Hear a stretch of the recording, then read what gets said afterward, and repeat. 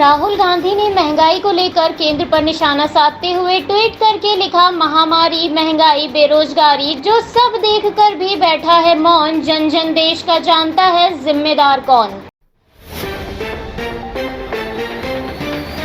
प्रियंका गांधी ने केंद्र सरकार और प्रधानमंत्री पर निशाना साधते हुए वीडियो पोस्ट करके कहा कि प्रधानमंत्री एक डरपोक की तरह व्यवहार कर रहे हैं और वो हमारे देश को नीचे आने दे रहे हैं। उनके लिए देश पहले नहीं आता, राजनीति आती है, जिसके लिए अब समय आ गया है कि हम पूछें जिम्मेदार कौन।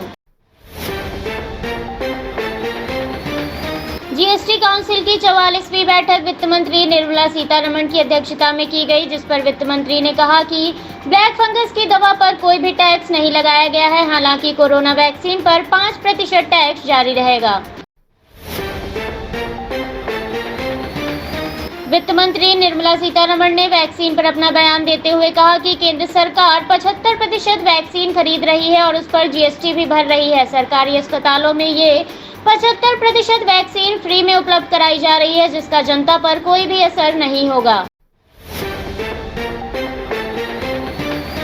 केंद्रीय स्वास्थ्य मंत्रालय ने जानकारी साझा करते हुए बताया, देश में राज्य और केंद्र शासित प्रदेशों को वैक्सीन की 25.87 करोड़ से ज्यादा वैक्सीन की खुराक उपलब्ध कराई गई है, जिससे अब राज्यों और केंद्र शासित प्रदेशों के पास वैक्सीन की 1.12 करोड़ से ज्यादा खुराक उपलब्ध है। मुख्यमंत्री योगी आदित्यनाथ ने टीम 9 के साथ बैठक करके दिशा निर्देश जारी करते हुए कहा कि बरसात का मौसम शुरू हो गया है और इस समय इंसेफेलाइटिस और मलेरिया जैसी बीमारियों का प्रसार होता है, इसलिए बच्चों की सुरक्षा के लिए सभी इंतजाम पुख्ता किए जाएं। प्रदेश की राजधानी लखनऊ में पाबंदियों में छूट मिलने के बाद लोग जमकर नियमों का उल्लंघन करते दिख रहे हैं। जिस बीच लखनऊ के दुबग्गा मंडी में आम की खरीदारी करने के दौरान लोगों ने कोरोना नियमों की धज्जियां उड़ाई।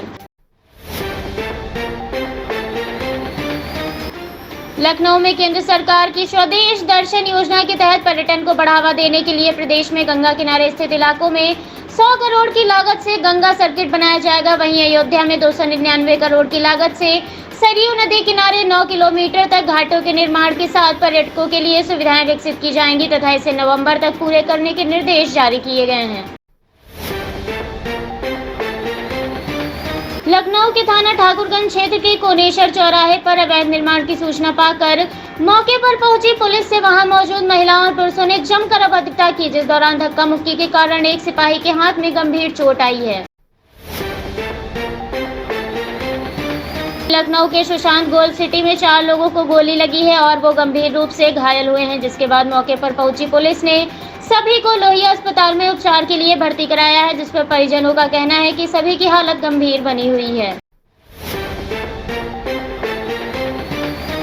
उत्तर प्रदेश के बहराइच में जिलाधिकारी डॉक्टर दिनेश चंद्र ने ट्रामा सेंटर का निरीक्षण किया। इस दौरान वैक्सीनेशन कार्यक्रम का जायजा लिया गया और ट्रामा सेंटर की साफ सफाई, रखरखाव और अन्य व्यवस्थाओं की जानकारी प्राप्त करते हुए जिलाधिकारी ने आवश्यक दिशा निर्देश दिए। साथ ही कहा कि कोरोना वैक्सीन को लेकर भी लोगों को जागरूक करें और उनके मन से भ्रांतियों को निकालें। लखनऊ में प्रमुख सचिव का ओएसडी बनकर लोगों को ठगने वाले एक व्यक्ति को एसटीएफ ने गिरफ्तार किया है, जो अफसरों को फोन करके उन पर दबाव बनाता था, जिसके पास से फर्जी पहचान पत्र और नियुक्ति पत्र बरामद हुआ है। साथ ही आरोपी सरकारी सीयूजी नंबर का भी इस्तेमाल करता था। उत्तर प्रदेश में दिन पर दिन संक्रमण के मामले घट रहे हैं, जिसके चलते सक्रिय मामलों की संख्या 9,806 हो गई है और रिकवरी दर 98.1% पर पहुंच गई है। वहीं बीते 24 घंटे के अंदर 89 से ज्यादा मौतें दर्ज की गईं और प्रदेश में पॉजिटिविटी रेट 0.2% हो गया है। उत्तर प्रदेश में बीते 24 घंटे में 4,61,412 कोरोना वैक्सीन लगाई गई, जिसके बाद प्रदेश में कुल वैक्सीनेशन का आंकड़ा 1,87,05,919 हो गया है। उत्तर प्रदेश के फिरोजाबाद में जिन लोगों के सैंपल नहीं लिए गए थे, स्वास्थ्य विभाग ने उनकी रिपोर्ट पोर्टल पर चढ़ा दी तथा जिन लोगों की कोरोना से मृत्यु हो गई उन्हें स्वास्थ्य विभाग ने स्वस्थ घोषित कर दिया, जिससे स्वास्थ्य विभाग में हड़कंप मच गया है।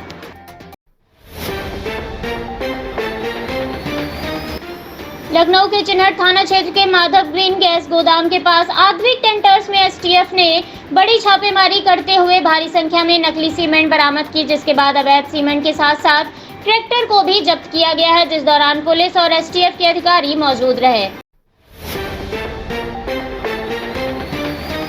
यूपी के चित्रकूट जिले में चोरी के आरोप पर हम मोहल्ले वालों ने युवक को बंधक बनाकर बेरहमी से पीटा। इतना ही नहीं, युवक के सिर से बालों को साफ कर गंजा कर दिया तथा उसके शरीर पर काले रंग से चोर लिख दिया। इस पर युवक ने आरोप लगाते हुए बताया कि वो बिना निमंत्रण के भूख के कारण शादी में खाना खाने चला गया था, जिस पर उस पर चोरी का इल्जाम लगा दिया गया।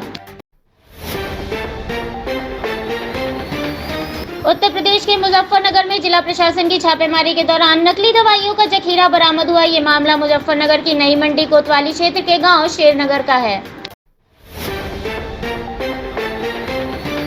उत्तर प्रदेश के ऊर्जा मंत्री श्रीकांत शर्मा ने गाजियाबाद के वसुंधरा सेक्टर 19 के बिजली सब स्टेशन का निरीक्षण किया और वहां मौजूद अधिकारियों से बातचीत की, साथ ही बिजली से संबंधित सेवाओं को दुरुस्त करने के निर्देश दिए।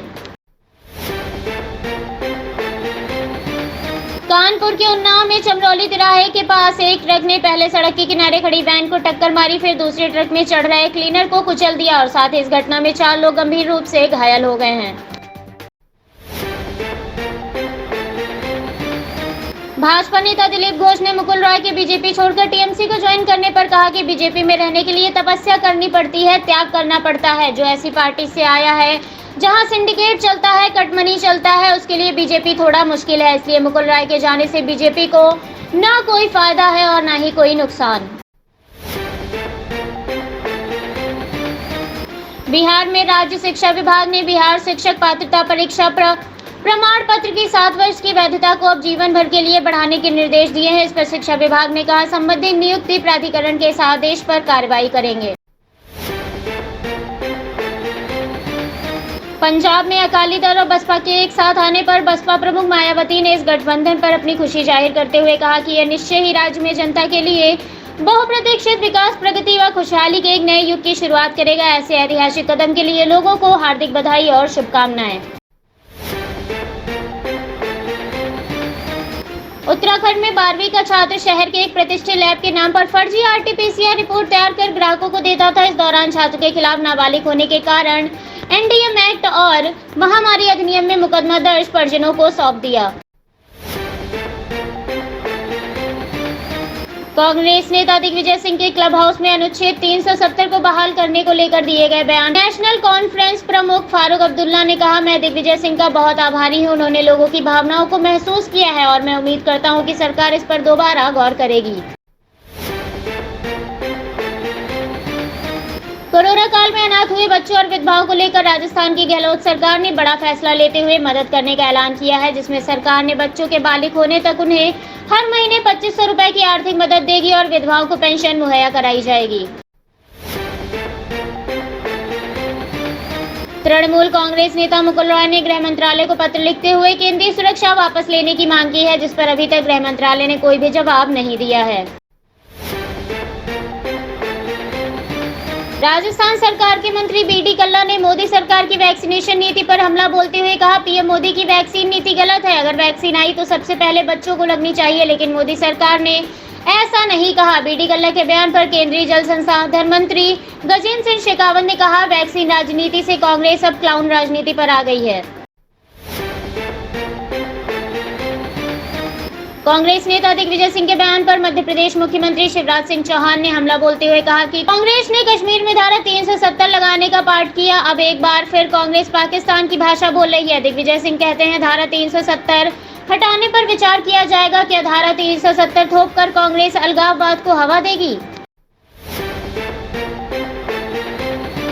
जम्मू कश्मीर के सोपोर में हुए आतंकी हमले को लेकर कश्मीर के आईजी विजय कुमार ने अपना बयान जारी करते हुए कहा कि आतंकी हमले में 2 पुलिसकर्मी और 2 नागरिकों की जान चली गई, साथ ही 2 अन्य पुलिसकर्मी घायल हुए हैं। इस हमले के पीछे लश्कर-ए-तैयबा का हाथ है। इंडियन मेडिकल एसोसिएशन के अध्यक्ष डॉक्टर जे.ए. जयलाल ने कोरोना काल में हुई डॉक्टरों की मौत पर दुख जताते हुए कहा कि इंडियन मेडिकल एसोसिएशन बहुत दुखी है कि कोरोना की दूसरी लहर में 724 डॉक्टरों के कोरोना इलाज में अपनी जान गंवाई है। इतना ही नहीं, कई जगहों पर डॉक्टरों के साथ मारपीट की गई, जिससे उनको फ्रैक्चर आए। भारतीय मौसम विज्ञान विभाग ने बताया है कि उत्तर भारत, पंजाब, हरियाणा, दिल्ली, पश्चिमी उत्तर प्रदेश में दक्षिणी मानसून 14 से 15 जून तक आ जाएगा, जिससे उत्तर भारत में 13 और 14 जून को भारी बारिश होने की संभावना है। देश में पेट्रोल, डीजल ही नहीं, खाद्य तेलों की बढ़ती महंगाई ने भी लोगों की मुश्किलें बढ़ा दी है। पिछले एक साल में खाने वाले तेल की कीमतों में करीब 50% की बढ़ोतरी हुई है। मई 2021 में कीमतें 10 साल के उच्चतम स्तर पर पहुंच गई हैं। देश में अब तक ब्लैक फंगस के 28,000 से ज्यादा लोग इसकी चपेट में आ चुके हैं। ब्लैक फंगस के तेजी से बढ़ते मामलों के बीच वैज्ञानिकों ने एक ऐसे किट के बारे में बताया है जिससे 24 से 48 घंटे के भीतर ही संक्रमण का पता लगाया जा सकेगा। ये किट इसलिए भी महत्वपूर्ण मानी जा रही है क्योंकि स्वास्थ्य विशेषज्ञों के मुताबिक रोगियों में म्यूकोरमाइकोसिस संक्रमण का जितना जल्दी पता चल जाए उसका इलाज उतना ही आसान हो जाता है। सिस्का ने एप्पल वॉच जैसी फीचर वाली Syska bolt SW200 smart watch Bharat में लॉन्च की है, जिसकी कीमत 5,499 है। हालांकि फ्लिपकार्ट पर इसे 2,499 में खरीदा जा सकता है। फ्लिपकार्ट इस पर 54% की छूट दे रहा है।